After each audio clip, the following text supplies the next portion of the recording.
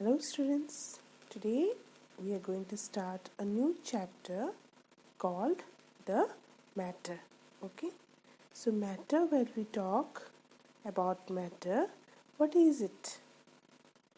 Let's see our surroundings first. Okay, one by one we'll see what is there in our surroundings and what matter is related to it. First of all, we'll get to know about some plants. Okay, see, this is a beautiful plant, isn't it? So this plant grows as you give the water. Okay, it breathes, it has photosynthesis. Okay, the process. So this is a part of matter, but how? Okay, now the next slide in front of you is one animal. What is this animal? This is a sheep, white sheep, isn't it? So this is a part of a matter.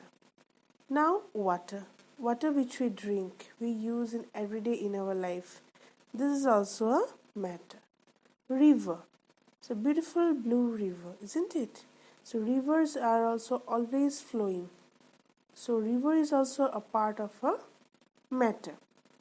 Next, a table where you can see a laptop is there, books are there. Okay, so this is also a part of the matter. Next is a chair. The chair is also where you are sitting, and obviously at home you are sitting and you are studying, isn't it? So that chair is also part of the matter. And last but not the least, we humans are also matter. But what is this matter? I'm talking about matter, the word. But what is this matter? I said all these things, whatever you have seen in the surroundings, are matter, and they have their own shape, color and size, isn't it? All are different. But now, to understand what is matter, we have to know first some properties of the matter.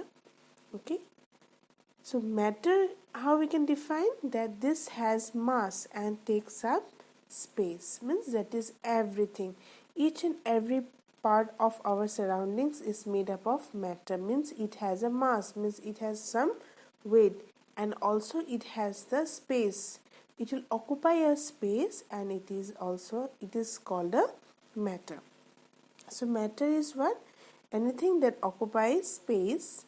Number 2, possess mass. Number 3, can be felt by one or more of our senses. So we can see senses. What idea you got about senses? We have how many senses? Do you know that? We know, isn't it? We know we have how many sense organ? 6 sense organ, isn't it? So this sense organ we have, so we can feel the air, like the wind we can feel. How we can feel? Because the air is blowing and we can feel by the skin, isn't it? Then some smell we can feel.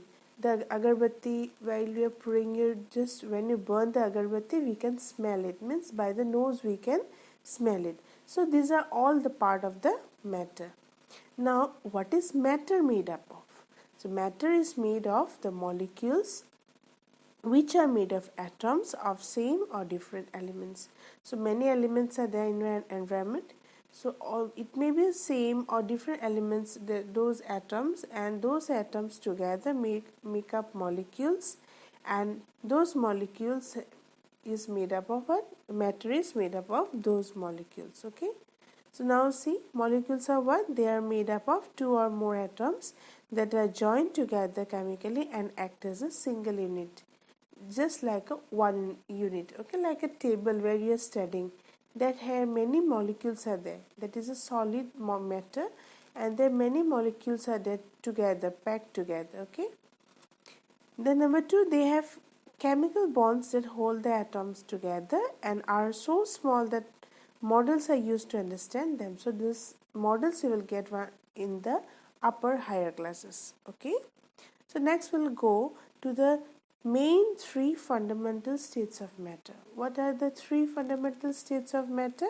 These are the solid, gas and liquid.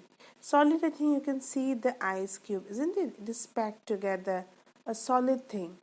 Gas, the cup of tea, the whatever the hot air blows in the up means the water vapor, that is the gas, and liquid means the glass of water. You can just think in your mind that the glass of water is a liquid. So these are the three states of matter. First state of matter, we are going to the solid. So let's see first how the molecules of the solid are. See these molecules? So tightly packed, isn't it? All the atoms and together, all the molecules are tightly packed together. They have no space in between. These are the arrangement of molecules in a solid. Some examples are given there. You all know about colored pencil. You all use it, is it or not? Then basketball, football, anything, chair, table. So these are the solid thing. They have a mass and they also have a definite shape and volume. Okay. So let's see the properties of solids. So solids are what? It gives a fixed shape and a volume. It will not have any other place or in any other shape. It can, if it has one shape, it will take that shape only, and it has a mass means volume is there. Can't be compressed easily? Yes, it cannot be compressed easily because there are very little space between the molecules, very little space. So it cannot be compressed easily. It doesn't flow, do not flow easily. Yes, it won't flow. When you throw a ball will be thrown directly, it will not flow. Okay, or you throw your pencil like in the up in the air. Okay, it will come to the down, but it doesn't flow. It doesn't flow in water, it doesn't flow doesn't flow in air. Okay, so these are the properties of the solid. The next one will go to the liquid. Now this is the second states of matter. Let's see the molecules. Can you see the molecules? How are they? They are so means some gap is there in between the molecules of the liquid, isn't it? So some examples what we can say. Some examples of the liquids we can say about the blood, then water, then juice. Okay, then we can say about the mercury, milk. Okay, let's talk about mercury. One thing, mercury, do you know this is a metal, okay, that is used in the thermometer. So mercury, it when it gets heat up, it expands. So in the thermometer, mercury is used, and mercury is one type of a liquid metal. Okay, then oil, milk, all have its some volume is there, but it has doesn't no fixed shape is there. Means if water you keep in one pan, 500 ml of water you have kept in one pan, another 500 ml you have kept in one bottle. Okay, it has same volume, 500 ml, 500 ml in pan and water bottle, but there is no fixed shape. Water will take the shape of the container. Okay, now let's see the properties. What are they? It take the shape of the part of the container they are in. Just now I said about that to you. Then it cannot be compressed easily. Yes, because there are little space are there. Space are there between the molecules, but there are less space than the solid. And it will flow easily. Obviously, water always flows, means a liquid always flows from a higher position to a lower position. Now let's come to the gas. So while we talk about the gas, I think the air comes in your mind, isn't it? The gases which are there in our surroundings. So let's see the molecules. See how much space is there between the molecules of the gases. Many space are there between. It can flow means very easily. Okay. So see the examples now. So a gas is what? Nothing but this is a matter of it does no fixed volume or the shape. Okay. So this is the example of the gas. Then air, then helium, ozone, carbon dioxide, water vapor. These are the examples of the gases. Okay. So next we'll go to the properties. It takes the shape and volume their container, and it can be compressed easily. Yes, it can be compressed. When you blow a balloon, what will happen?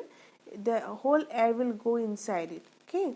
So we can compress the air inside the balloon by tying the balloon, isn't it?